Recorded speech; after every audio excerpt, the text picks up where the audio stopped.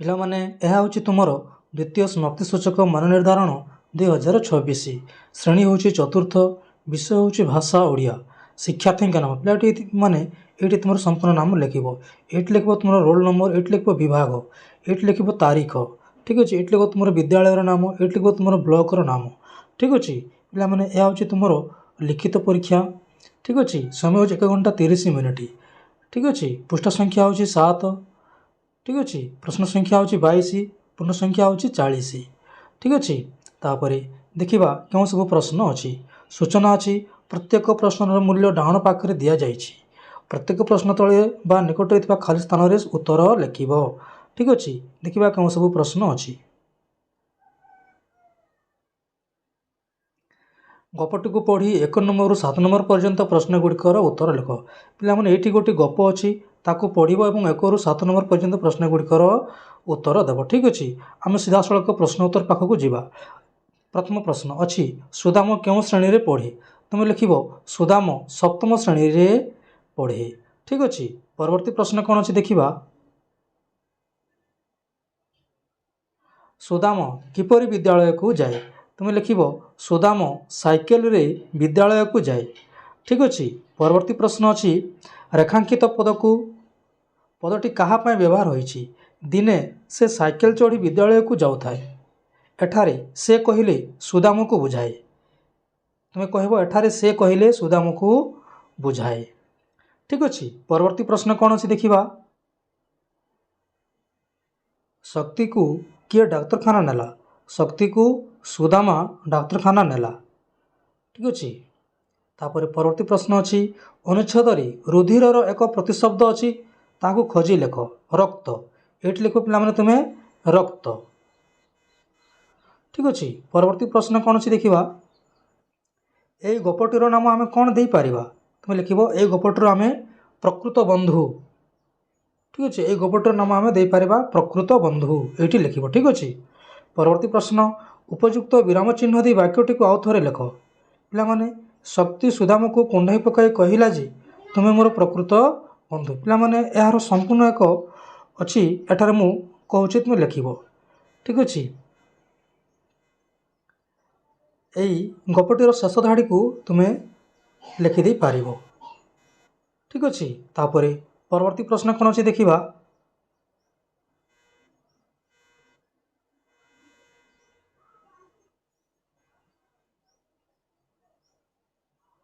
ଗୀତଟିକୁ ପଢ଼ି 8ରୁ 13 ନମ୍ବର ପର୍ଯ୍ୟନ୍ତ ପ୍ରଶ୍ନଗୁଡ଼ିକର ଉତ୍ତର ଦିଅ, ଠିକ୍ ଅଛି।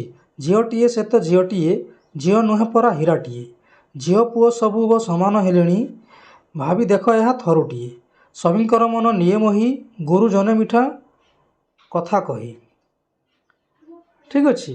ତାପରେ ଦେଶ ଜାତି ପାଇଁ କାମ କରେ, ଅଭାବୀ ଲୋକର ଦୁଃଖ ହରେ, ନିଜ ଗୋଡ଼େ ସେ ତ ଠିଆ ହୁଏ, ଠିକ୍ ଅଛି।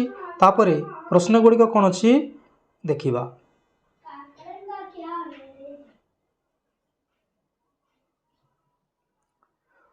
ପରଧାଡ଼ିକୁ କବିତାରୁ ଖୋଜି ଶୂନ୍ୟସ୍ଥାନରେ ଲେଖ। ପିଲାମାନେ ଏଠି ଅଛି ସଭିଙ୍କର ମନ ମୋହି ନିଏ, ତା ପରଧାଡ଼ି କ'ଣ ଅଛି ତାକୁ ତୁମେ ଲେଖିବ। ତା ପରଧାଡ଼ି ଅଛି ଗୁରୁଜନେ ମିଠା କଥା କହି, ଏହାକୁ ତୁମେ ଲେଖିବ, ଠିକ୍ ଅଛି। ତାପରେ ପରବର୍ତ୍ତୀ ପ୍ରଶ୍ନ କ'ଣ ଅଛି ଦେଖିବା। ବନ୍ଧନୀ ମଧ୍ୟରୁ ବିପରୀତ ଅର୍ଥ ବୁଝାଉଥିବା ଶବ୍ଦକୁ ନେଇ ପାଖ କୋଠରୀରେ ଲେଖ। ଏଠାରେ ଅଛି ଝିଅ, ତୁମେ ଏଇଠି ଲେଖିବ କନ୍ୟା, ଠିକ୍ ଅଛି। କନ୍ୟାକୁ ଏଇ ବାକ୍ସ ମଧ୍ୟରେ ଲେଖିବ। ତାପରେ ଅଛି ଏଇଠି ଦୁଃଖ, ଏଇଠି ତୁମେ ଲେଖିବ ଅଭାବ, ଅଭାବକୁ ତୁମେ ଏଇ ଖାଲି ଘରେ ଲେଖିବ, ଠିକ୍ ଅଛି। ପରବର୍ତ୍ତୀ ପ୍ରଶ୍ନ ଅଛି ଦେଖିବା।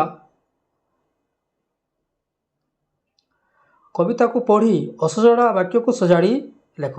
ଦୁଃଖ ଲୋକର ହରେ ଅଭାବୀ, ପିଲାମାନେ ଏହାକୁ ସଜାଇ କରି ଲେଖିଲେ ହେବ, ଏହାକୁ ସଜାଇ ଲେଖିଲେ ହେବ ଅଭାବୀ ଲୋକର ଦୁଃଖ ହରେ, ଏହାକୁ ତୁମେ ଏପରି ଲେଖିପାରିବ, ଠିକ୍ ଅଛି।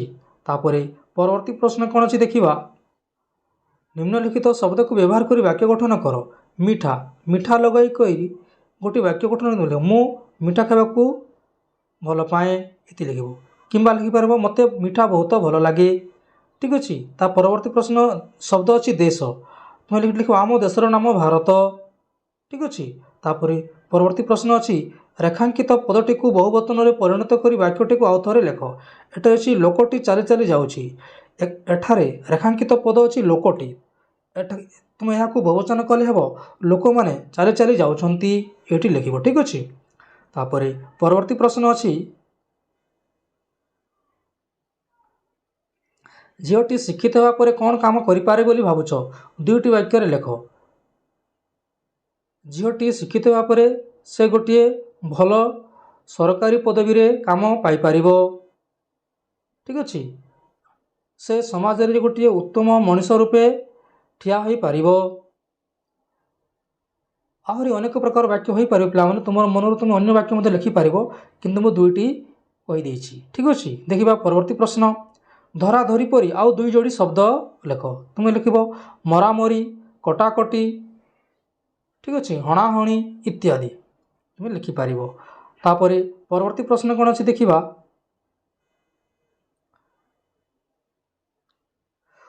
ଉପଯୁକ୍ତ ବିରାମ ଚିହ୍ନ ବ୍ୟବହାର କରି ଅନୁଚ୍ଛେଦଟିକୁ ଲେଖ। ପିଲାମାନେ ଏଇଠି ଦୁଇ ଧାଡ଼ିଆ ଯେଉଁ ଅଛି ତାକୁ ଉପଯୁକ୍ତ ବିରାମ ଚିହ୍ନ ଦେବ ଏବଂ ଲେଖିବ। ମୁଁ କହିଦେଉଛି, ଲେଖିବ। ଠିକ୍ ଅଛି। ବଣ୍ଡା ସ୍ତ୍ରୀ ଲୋକମାନେ ଖୁବ୍ ପରିଶ୍ରମୀ, ଏଇଠି ଦେବ ପୂର୍ଣ୍ଣଚ୍ଛେଦ, ପରିଶ୍ରମୀରେ ଦେବ ପୂର୍ଣ୍ଣଚ୍ଛେଦ। ତାପରେ ଖୁବ୍ ଭୋରରୁ ଉଠି କାମକୁ ବାହାରି ଯାଆନ୍ତି, ଏଇଠି ଦେବ ପୂର୍ଣ୍ଣଚ୍ଛେଦ। ତାପରେ ସେମାନେ ଗାଈ ଗୋରୁ କମା ଦେବ, ଛେଳି କମା ଦେବ, ତାପରେ କୁକୁଡ଼ା କମା ଦେବ, ତାପରେ ଘୁଷୁରୀ ପାଳନ୍ତି, ଏଇଠି ପୂର୍ଣ୍ଣଚ୍ଛେଦ ଦେବ। ତାପରେ ଧାନ ମାଣ୍ଡିଆ, ଏଇଠି କମା ଦେବ, ଧାନ ମାଣ୍ଡିଆ, କାଙ୍ଗୁ, ଅଳସୀ ଇତ୍ୟାଦି କେତେ ଜାତୀୟର ଫସଲ ଚାଷ କରନ୍ତି, ଏଇଠି ଦେବ ପୂର୍ଣ୍ଣଚ୍ଛେଦ। ଠିକ୍ ଅଛି। ମୁଁ ଯେମିତି କହିଲି ସେମିତି ଏଇଠାରେ ଲେଖିଦେବ। ଠିକ୍ ଅଛି। ତାପରେ ଦେଖିବା ପରବର୍ତ୍ତୀ ପ୍ରଶ୍ନ, ସମ୍ପର୍କିତ ଶବ୍ଦକୁ ଯୋଡ଼ି ପାଖ କୋଠରୀରେ ଲେଖ। ଏଠାରେ ଅଛି ପୂଜା, ପୂଜାରୁ ଗାର ଟାଣିବ ପର୍ବ। ତାପରେ ଅଛି ଘର, ଘରରୁ ଗାର ଟାଣିବ ଦ୍ୱାର। ତାପରେ ଅଛି ଭୋଜି, ଭୋଜିରୁ ଗାର ଟାଣିବ ଭାତ। ତାପରେ ଅଛି ଭାଇ, ଭାଇରୁ ଗାର ଟାଣିବ ଭଉଣୀ। ଠିକ୍ ଅଛି। ତାପରେ ଯେଉଁ ସିଧା ଗାର ଟାଣିଲ ତାହାକୁ ଏମିତି ସିଧାକୁ ସିଧା ଲେଖିଦେବ। ଠିକ୍ ଅଛି। ତାପରେ ପରବର୍ତ୍ତୀ ପ୍ରଶ୍ନ ଅଛି, ଶଙ୍କର ଭାଇଙ୍କ ମିଠା କଥା ମୋତେ ଭାରି ଭଲ ଲାଗେ। ଏଠାରେ ମିଠା କଥା ଶବ୍ଦଟି ନିମ୍ନଲିଖିତ ମଧ୍ୟରୁ କେଉଁଟିକୁ ସୂଚାଉଛି? ଏଠାରେ ମିଠା କଥାଟି ଶଙ୍କର ଭାଇଙ୍କ ଗୁଣକୁ ସୂଚାଉଛି। ଠିକ୍ ଅଛି। ପରବର୍ତ୍ତୀ ପ୍ରଶ୍ନ ଦେଖିବା, ତଳେ ଦିଆଯାଇଥିବା ଚିତ୍ରକୁ ଦେଖି 4 ବାକ୍ୟ ଲେଖିବ। ପିଲାମାନେ ଏଇଟା ଗୋଟେ ଜଙ୍ଗଲଟି। ଠିକ୍ ଅଛି। ଯେଉଁ ଅନେକ ଗୁଡ଼ିଏ ପଶୁ ଅଛନ୍ତି, ତୁମେ ଲେଖିବ ପ୍ରଥମ ବାକ୍ୟ, ଏହା ଗୋଟିଏ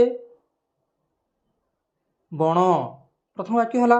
ଦ୍ୱିତୀୟ ନମ୍ବର ବାକ୍ୟରେ ଲେଖିବ, ଏଠାରେ ଅନେକ ପଶୁପକ୍ଷୀ ରହନ୍ତି। ଦୁଇଟି ବାକ୍ୟ ହେଲା। ତାପରେ 3 ନମ୍ବର ବାକ୍ୟ ଲେଖ, ଏଠାରେ ହରିଣ, ମୟୂର, ହାତୀ, ବାଘ ଅଛନ୍ତି। 3 ନମ୍ବର ବାକ୍ୟ ହେଲା। ତାପରେ ଏଠାରେ ବାଘଟି ହରିଣକୁ ଧରିବା ପାଇଁ ଜଗି ରହିଛି। 4 ବାକ୍ୟ ହେଲା। ପିଲାମାନେ ଅନ୍ୟ କୌଣସି ବାକ୍ୟ ବି ତୁମେ ଲେଖିପାରିବ। ଠିକ୍ ଅଛି। କିନ୍ତୁ ମୁଁ 4 କହିଦେଇଛି, ତୁମେ ଲେଖିବ। ଠିକ୍ ଅଛି। ପରବର୍ତ୍ତୀ ପ୍ରଶ୍ନ ଦେଖିବା, ତଳେ ଦିଆଯାଇଥିବା ଶବ୍ଦଗୁଡ଼ିକର ବିପରୀତ ଅର୍ଥ ବୁଝାଉଥିବା ଶବ୍ଦ ଲେଖ। ସୁନ୍ଦର, ତୁମେ ଏଠି ଲେଖିବ ଅସୁନ୍ଦର। ଏଠି ଅଛି କୃତ୍ରିମ, ତୁମେ ଏଠି ଲେଖିବ ପ୍ରାକୃତିକ। ତାପରେ ଏଠି ଅଛି ସକାଳ, ତୁମେ ଏଠି ଲେଖିବ ସଞ୍ଜ। ଠିକ୍ ଅଛି। ପରବର୍ତ୍ତୀ ପ୍ରଶ୍ନ ଦେଖିବା, ଯେପରି ମୁକୁତାରୁ ମୁକ୍ତା ସେହିପରି କ'ଣ ହେବ? ସୂରୁଜ, ଏଠି ଲେଖିବ ତୁମେ ସୂର୍ଯ୍ୟ। ଠିକ୍ ଅଛି, ସୂର୍ଯ୍ୟ। ତାପରେ ଜନ୍ମ ଅଛି, ତୁମେ ଏଠି ଲେଖିବ ଜନ୍ମ, ଜନ୍ମ। ଠିକ୍ ଅଛି। ପରବର୍ତ୍ତୀ ପ୍ରଶ୍ନ କ'ଣ ଅଛି ଦେଖିବା, କମ୍ବଳ ସମ୍ପର୍କ ଥିବା ଶବ୍ଦ ପାଖରେ ଠିକ୍ ଚିହ୍ନ ଦିଅ। ମାନେ କମ୍ବଳ କେଉଁ ଦିନ ବ୍ୟବହାର କରାଯାଏ? ଶୀତ ଦିନରେ। ଏଇଠି ଠିକ୍ ଚିହ୍ନ ଦେବ। ପରବର୍ତ୍ତୀ ପ୍ରଶ୍ନ ଅଛି, ଅକ୍ଷର ଗୁଡ଼ିକୁ ବ୍ୟବହାର କରି ଗୋଟିଏ ଶବ୍ଦ ଗଠନ କରି ପାଖ କୋଠରୀରେ ଲେଖ। ଏଠି ର ଧା ସା ଣ ଅଛି, ଏଠି ତୁମେ ଏଠି ଲେଖିବ ସାଧାରଣ। ତାପରେ ଏଠି ପାଚ ଉଷ ଅଛି, ତୁମେ ଏଠି ଲେଖିବ ଚଉପାଶ। ଠିକ୍ ଅଛି। ଧନ୍ୟବାଦ ପିଲାମାନେ। ଭିଡ଼ିଓଟି କେମିତି ଲାଗିଲା ନିଶ୍ଚୟ କମେଣ୍ଟ କରିବ, ଲାଇକ୍ କରିବ ଏବଂ ସେୟାର କରିବ। ଠିକ୍ ଅଛି। ଧନ୍ୟବାଦ।